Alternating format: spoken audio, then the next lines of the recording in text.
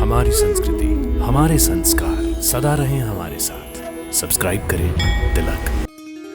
गुरुर् ब्रह्मा गुरुर्विष्णु गुरुदेवो महेश्वरः गुरु साक्षात परम ब्रह्मा तस्मै श्री गुरुवे नमः। अब समय आ चुका था संयम, समर्पण और सत्य के उस पथ पर आगे बढ़ने का जहां से हर महान यात्रा का आरंभ होता है। चारों भाई गुरु वशिष्ठ के पावन आश्रम में प्रवेश कर चुके थे। लेकिन ठहरिए, यहाँ गुरुकुल मात्र एक स्थान नहीं है, बल्कि एक गहराई से भरा रूपक है। यह उस त्याग का प्रतीक है जिसमें सुख सुविधाओं को छोड़कर आत्मा को तपाकर एक साधारण बालक पुरुषार्थ का पथिक बनता है।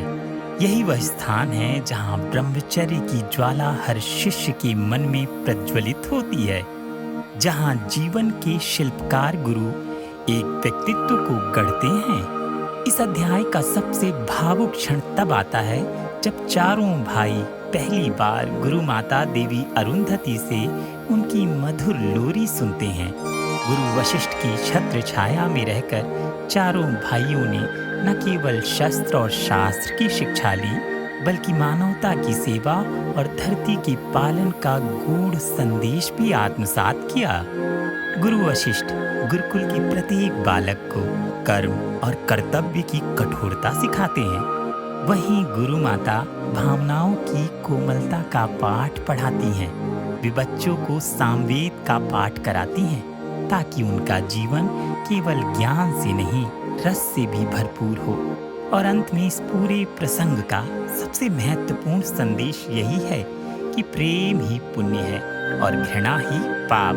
यही जीवन का सच्चा धर्म है, यही शिक्षा का सार भी है।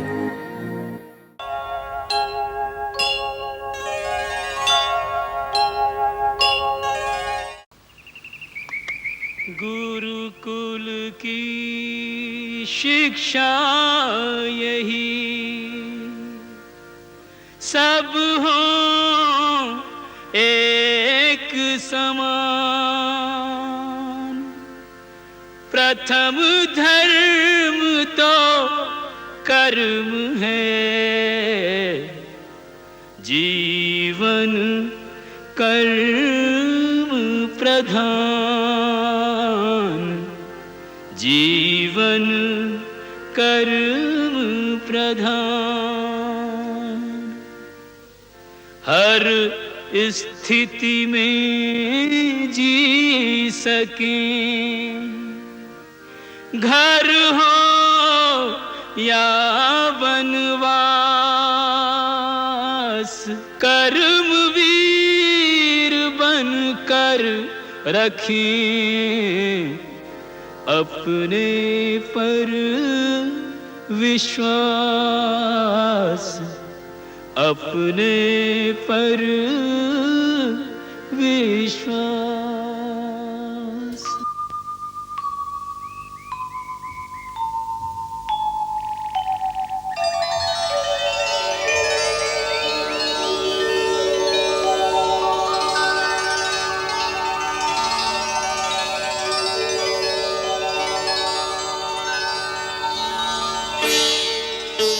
रहने दो, यहाँ झाड़ू मैं स्वयं दे दूंगी। श्वेता, झाड़ू ले लो इन सबसे। नहीं, हमको तो ये झाड़ू देना है। ये गुरुदेव की आज्ञा है गुरु माता। गुरुदेव की आज्ञा है तो गुरुदेव के आश्रम में जाकर झाड़ू देना। ये माता का आश्रम, ये काम की नहीं विश्राम की जगह है। अच्छा, तुम सब लोग थक गए होगे। ये तो बताओ, तुम लोगों को अपनी अयोध्या याद आती है? हाँ, बहुत याद आती है। रात को नींद भी नहीं आती। तो तुम्हें नींद नहीं आती? तो अच्छा ऐसा करो, रात को तुम मेरे पास सोया करो। नहीं, मैं आपके पास नहीं सोया करूँगा। आप मुझे लोरी नहीं सुनाएंगे। तो वहाँ ब्रह्मचारियों के बीच में कौन लोरी सुनाता होगा? राम भैया बहुत अच्छी लोरी सुनाते हैं, बिल्कुल माँ की तरह। राम भैया लोरी सुनाओ ना। ठहरो, पहले भरत भैया के हाथ में पट्टी बांधो, फिर लोरी सुनाऊंगा। अब मैं ठीक हो गया, मेरी चिंता मत करो। भरत भैया तो ठीक हो गया, लोरी सुनाओ ना, मुझे मेरी माँ याद आ रही है। अच्छा, मैं लोरी सुनाता हूँ।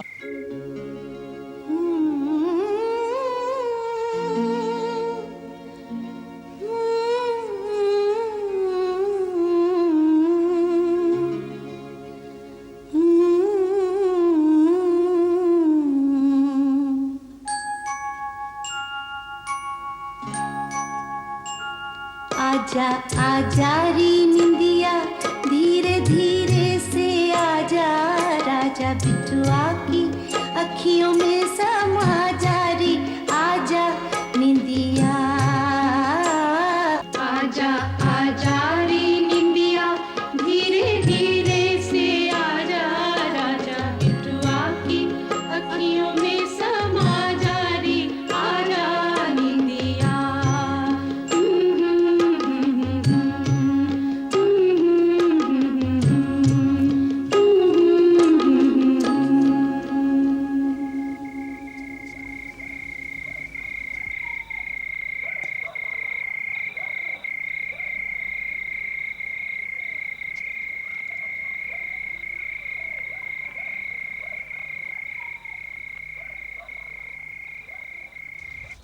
देवी अरुंधति, ये ब्रह्मचारी हमारे शिष्य हैं, इन पर अपने मोह का जाल ना डालिए। मैं मोह का जाल कहाँ डाल रही हूँ स्वामी? मैं तो एक माँ का कर्तव्य निभा रही हूँ। अपनी माताओं से दूर जब ये छोटे छोटे बच्चे दिन भर की मेहनत से थक कर घर आते होंगे तो इन्हें अपनी माँ की याद आती होगी। इन्हें थोड़ा सा माँ का स्नेह देने में आपकी शिक्षा में कोई बाधा तो नहीं पड़ जाएगी? हम तो अपने शिष्यों के भविष्य के लिए ऐसा सोचते हैं, जिन्हें वीर पुरुष बनकर दूसरों की रक्षा करनी है, इस धरती का पालन करना है। उनका जीवन अभी से एक कठोर तपस्या की तरह होना चाहिए। इन्हें कर्मठ बनाना चाहते हैं हम। कर्मठ बनाइए, परंतु पत्थर मत बनाइए। भावना की कोमलता भी रहने दीजिए इनमें। आपने सुंदर बात कही। आप भी इनकी गुरुमाता हैं, इसलिए ये काम आज से हम आपको सौंपते हैं। हम इन्हें कर्तव्य की कठोरता सिखाएंगे, आप भावना की कोमलता सिखाइए। धन्यवाद। मैं इन्हें सामवेद का पाठ शुरू कराऊंगी, जिससे इनका जीवन नीरस न रह जाए। उसमें संगीत के स्वर गूंज उठें, तभी तो ये पूर्ण पुरुष बनेंगे।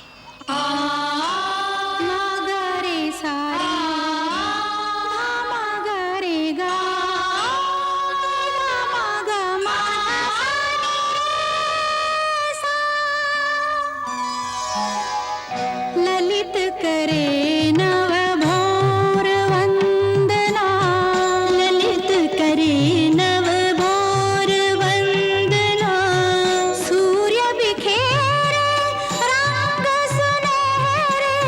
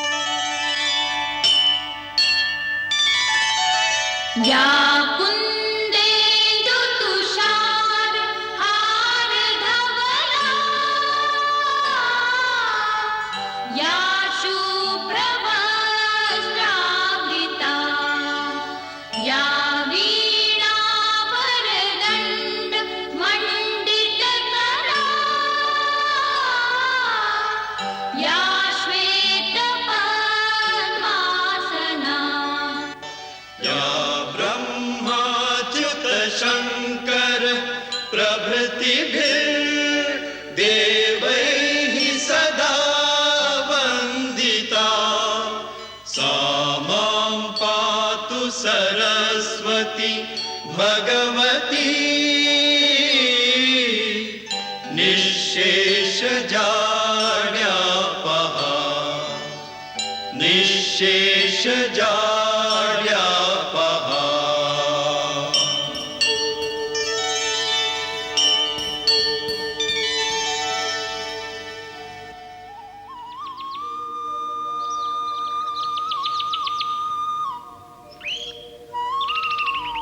सर्वमंगलमांगल्ये शिवे सर्वार्थ साधके शरण्ये त्र्यंबके गौरी नारायणि नमोस्तुते।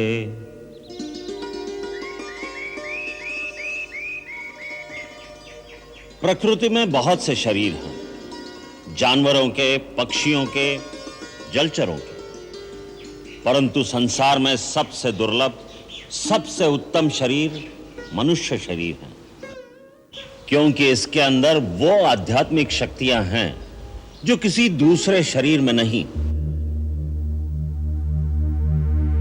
आध्यात्मिक और मानसिक शक्ति का यह भंडार हर मनुष्य शरीर में होता है, भले ही वो शरीर ऊंची जाति का हो या नीच जात का हो, किसी रंग या किसी नस्ल का हो, प्रकृति उसमें भेदभाव नहीं करती।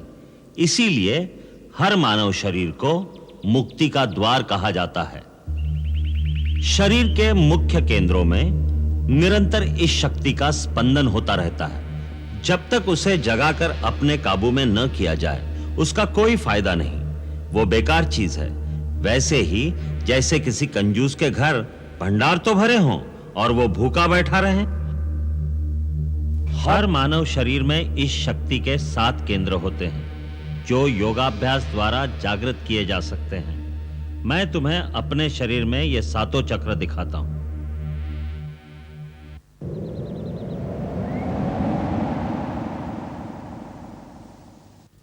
ये देखो, सबसे पहला है मूलाधार चक्र। ये इस शक्ति का निवास स्थान है। यहां जिस रूप में यह शक्ति निवास करती है उसे कुंडलिनी भी कहते हैं। गुरु की कृपा और सहायता से इस शक्ति को यहां से जगाकर दूसरे केंद्र तक पहुंचाया जाता है, जिसे स्वाधिष्ठान चक्र कहते हैं। फिर स्वाधिष्ठान चक्र को भेद कर जब यह शक्ति आगे बढ़ती है तो तीसरे केंद्र पर पहुंचती है, जिसे मणिपुर चक्र कहते हैं। फिर मणिपुर चक्र का भेदन करके इस शक्ति को आगे बढ़ाकर चौथे केंद्र पर पहुंचना होता है। इसे अनाहत चक्र कहते हैं। यहां से विशुद्ध चक्र और फिर यह शक्ति अज्न चक्र को जागृत करती है। अज्न चक्र श्वेत वर्ण और भ्रुकुटी के मध्य में 2 पंखुड़ियों के बीच स्थित होता है। उसका बीज मंत्र है ओम ओम। यदि इस परम शक्ति का दुरुपयोग किया जाए या इसमें कोई भूल की जाए तो यही शक्ति बेकाबू हो जाती है, जिससे साधक भटक जाता है और भटका हुआ साधक खतरनाक होता है। वो इस शक्ति से दूसरों का भी नाश कर सकता है और अंत में यही शक्ति उसका भी नाश कर देती है। इसलिए यह आवश्यक है कि गुरु की आज्ञा और सहायता के बिना यह अभ्यास न किया जाए। जब यह शक्ति जागृत होती है तो सब केंद्रों में ऊर्जा और तेज का एक ऐसा वेग होता है जैसे गंगा का प्रवाह हो। उसका तेज कई सूर्यों की तरह प्रकाशमान होता है। कुंडलिनी जब आगे बढ़ती है तो साधक को चेतना की अलग-अलग परतों का अनुभव होता है, यहां तक कि जब वो छठे चक्र का भेदन करके सहस्रार तक पहुंचती है तो योगी पूर्ण समाधि में लीन हो जाता है, जहां रोशनी ही रोशनी है, प्रकाश ही प्रकाश है। वहां पहुंचकर एक अलौकिक आनंद की अनुभूति होती है, जहां मानव की चेतना आदि और अंत की सीमाओं को पार कर जाती है। वो परम चेतना की परिसीमा है, जहां तीनों काल और समस्त लोक उसके सामने प्रकाशित हो जाते हैं।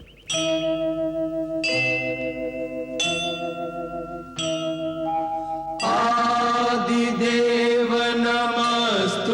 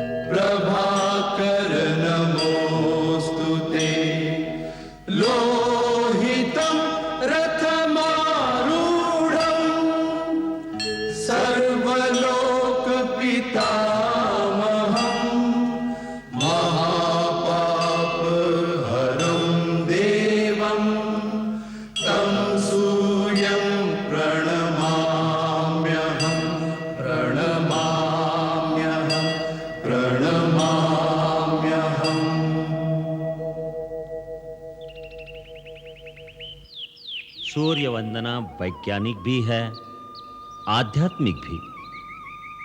सूर्योदय के समय सूर्य की ओर मुंह करके वंदना करने से शरीर स्वस्थ होता है, मन में प्रकाश आता है और जीव के अंदर ऊर्जा बढ़ती है। यही समय योग साधना के लिए भी उत्तम होता है। योग क्या है?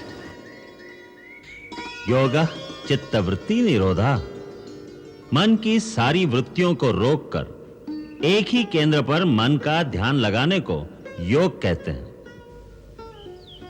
योग से मन काबू में आ जाए तो सारी सिद्धियां मिल जाती हैं, क्योंकि मन ही इस संसार में सबसे शक्तिशाली है। वही मनुष्यों के बंधन और मोक्ष का कारण होता है, वही पाप और पुण्य का करता है। पुण्य क्या है, पाप क्या है गुरुदेव? किसी जीव का दुख दूर करना, उसे सुख पहुंचाना, उससे प्रेम करना, यही पुण्य है, यही धर्म है। और किसी को पीड़ा देना, किसी का मन दुखाना, यही अधर्म है, यही पाप है। प्रेम ही पुण्य है, घृणा ही पाप है। इन्हीं पाप पुण्यों में घिरा हुआ जीव एक योनि से दूसरी योनि में जन्म लेता, मरता और फिर जन्म लेता रहता है। ये जन्म लेना क्या होता है गुरुदेव? मरण? गुरुदेव, ये मरण क्या होता है? प्राणी जब किसी शरीर में आता है तो उसे जन्म कहते हैं, और उस शरीर को छोड़कर किसी और स्थान पर चला जाता है तो उसे मरण कहते हैं। असल में केवल शरीर मरते हैं, आत्मा नहीं मरती। हमारे अंदर जो जीवित है वो जीवात्मा है। हम सब जीवात्मा ज्योति कणों की तरह समय के अनंत लहरों पर बहते चले जा रहे हैं, बहते चले जा रहे हैं। असल में हर जीवात्मा इस अनंत पथ पर अकेली ही सफर करती है। रास्ते में द्वीपों की तरह कई धरतियां, कई लोक आते हैं, जहां हम जन्म लेते हैं, जहां जन्म लेकर हम दूसरे जीवों के साथ मिलने बिछड़ने, दोस्ती दुश्मनी का खेल खेलते हैं। फिर एक दिन वहां का शरीर भी छोड़कर हम समय की लहरों पर फिर से अकेले ही आगे चल देते हैं। बिछड़ने वालों का मोह थोड़ी दूर तक पीछा करता है, परंतु जीव तो नए नए रूप धारण कर लेता है। नया जन्म होने तक वो कई नए नए लोकों के बीच नए नए रूपों में अकेला ही भटकता रहता है, भटकता रहता है, भटकता रहता है। इसका अंत कहां है? अंत केवल मुक्ति में है, और मनुष्य मुक्ति तभी पा सकता है जब पाप और पुण्य दोनों से परे हो जाए, क्योंकि पाप और पुण्य दोनों ही जंजीरें हैं, एक लोहे की, एक सोने की। परंतु जब तक जिएगा कर्म तो करेगा ही। वह कर्म या तो पाप होगा या पुण्य होगा। फिर प्राणी कैसे छूटेगा माया के इस बंधन से? तुमने ठीक कहा राम, कर्म तो करना ही पड़ता है, परंतु जब कर्म निष्काम कर्म हो जाता है, फल की इच्छा से रहित हो जाता है, तो जीव कर्म फल से मुक्त हो जाता है। इसके दो ही सरल तरीके हैं, एक भक्ति और दूसरा साक्षी भाव का अभ्यास करना, अर्थात कर्ता का अहंकार छोड़ना, कर्ता होते हुए भी दृष्टा हो जाना। कर्ता होते हुए दृष्टा कैसे हो सकता है गुरुदेव? मेरे पास आओ, मैं बताता हूं।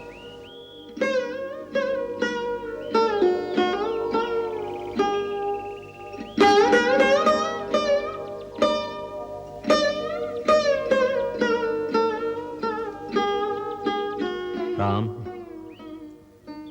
अब अपने अंतर्मन को इस शरीर से बाहर निकालकर आओ मेरे साथ।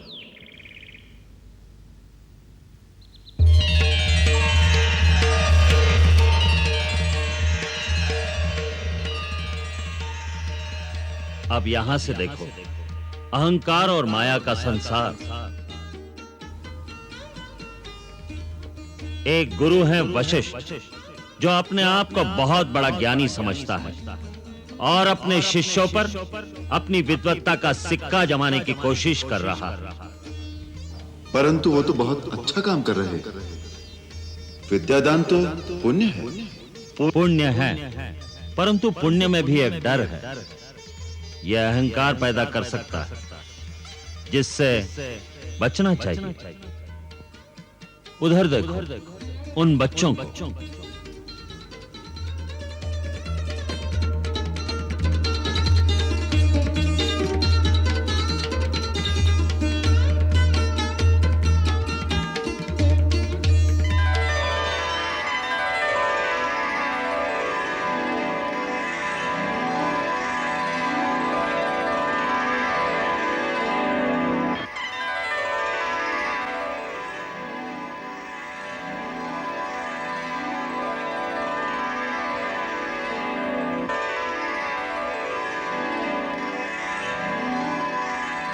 ये अभी साथ पढ़ रहे थे, अभी लड़ रहे हैं। इन्हें इनका अहंकार लड़ा रहा है, क्योंकि हर बच्चा अपने आप को दूसरे बच्चे से अधिक बुद्धिमान समझता है। यही हाल बड़े लोगों का है। जब मनुष्य इसी तरह से साक्षी भाव से अपने कर्मों को देखता है, तो उसमें अहंकार की भावना पैदा नहीं होती, विनम्रता आती है। इसीलिए कहा है, विद्या ददाति विनयम। सच्ची विद्या विनय प्रदान करती है। उसी विनय से जीव भक्ति पाता है, और जो भक्ति पा लेता है, उसे और कुछ पाना बाकी नहीं रह जाता। वो जहां बैठता है वही तीर्थ स्थान बन जाता है। जो कहता है वही शास्त्र हो जाता है। आज तुम्हारा गुरुकुल में रहने का अंतिम दिन है। मुझे जो विद्या तुम्हें देनी थी वो पूर्ण हो गई। आज दीक्षांत समारोह के समय मैं तुम्हें अंतिम उपदेश देता हूं। सा विद्या या विमुच्यते। सच्ची विद्या वही है जो मुक्त कर दे। इसलिए आज से मैं तुम्हें अपने समस्त आदेशों से मुक्त करता हूं। अब जीवन पथ पर बढ़ने का मंत्र होगा, आत्मदीपो भव। अर्थात मेरे आदेशों का अंधविश्वास करके पालन करना आवश्यक नहीं। अपनी विद्या, अपने विवेक के सहारे अपना धर्म, अपना कर्तव्य स्वयं निश्चित करो। शास्त्रों के अनुसार मनुष्य को जीवन में 3 ऋण चुकाने होते हैं: देव ऋण, पितृ ऋण और आचार्य ऋण। देव ऋण भक्ति और पूजा से चुकाया जाता है। सब प्राणियों में भगवान का रूप देखोगे तो सारे प्राणी तुम्हारे लिए पूजनीय हो जाएंगे। यही भगवान की सच्ची पूजा है। इससे देव ऋण चुकाया जाता है। अपना सुख त्याग कर माता पिता की सेवा में समर्पित होने से ही पितृऋण चुकाया जाता है। अब रही मेरी गुरुदक्षिणा। तुम अपने आचरण से और कर्म से इस संसार में सुख, सुंदरता और प्रसन्नता फैलाओ। मानव धर्म के आदर्श स्थापित करो। दिलों से बैर निकालकर उनमें प्यार के बीज बो दो। यही वचन तुमसे लेकर मैं तुम्हें आचार्य ऋण से मुक्त करता हूं। मेरा आशीर्वाद सदा तुम्हारे साथ है। मुझे जब भी याद करोगे अपने पास पाओगे।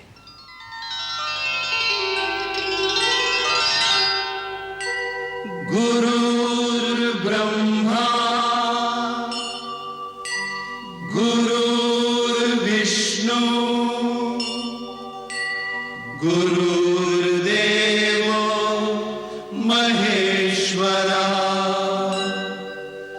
गुरुर्साक्षात् परब्रह्म तस्मै श्री गुरुवे नमः। तस्मै श्री गुरुवे नमः।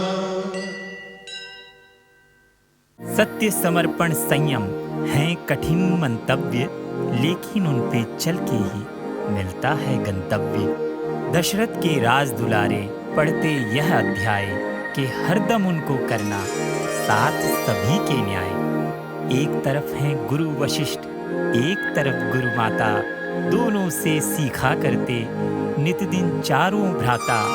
आत्मनियंत्रण भी सीखें वो संगीत, सबका आदर करते वो करते सबसे प्रीत।